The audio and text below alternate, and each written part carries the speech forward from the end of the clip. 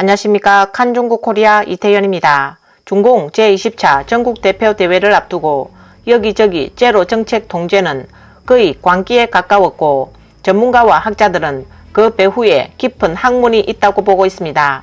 한편 중공의 제20차 전국 대표 대회 관련 비밀이 유출됐습니다.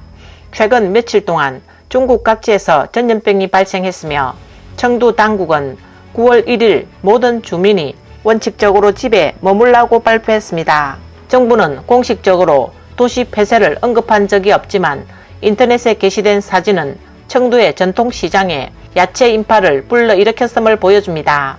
슈퍼마켓에서 어떤 사람들은 식료품을 차지하기 위해 선반 위로 직접 올라가고 어떤 사람들은 돼지 한 마리 파는 것을 통째로 차지하려 달려들었고 어떤 사람은 속이 없는 흰빵 약 100여 개를 사서 오토바이에 가득 실었습니다.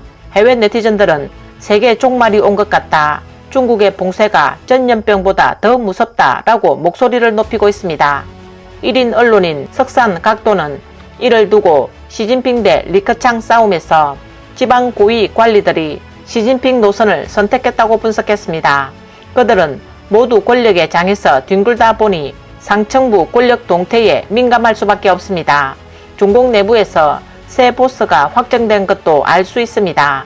또 그는 기자와 한 지방 관료와의 인터뷰에서 중공이 제20차 전국 대표 대회 전에 비밀 지령을 내렸다고 직언했습니다.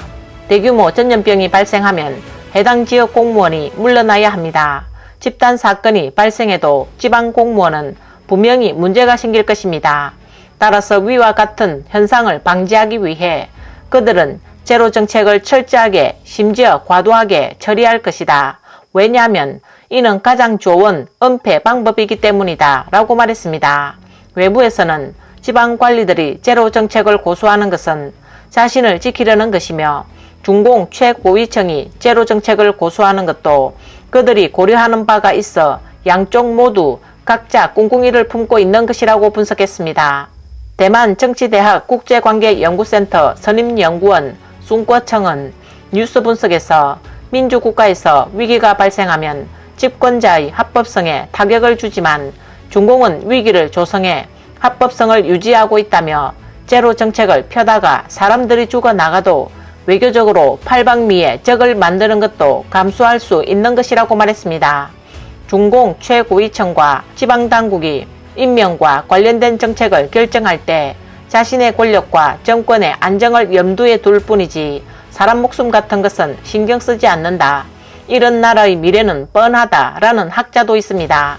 전 중국 해군 사령부 중령 야오청은 2일 자신의 트위터에 제20차 전국 대표 대회는 중공의 종말이 카운트다운 되는 시점이며 누구도 국내외의 어려운 상황을 대처할 수 없을 것입니다.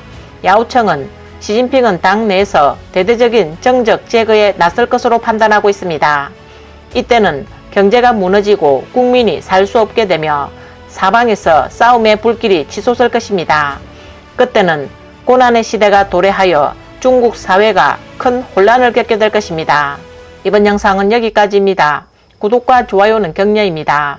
공유는 나눔의 시작입니다. 시청해 주셔서 감사합니다.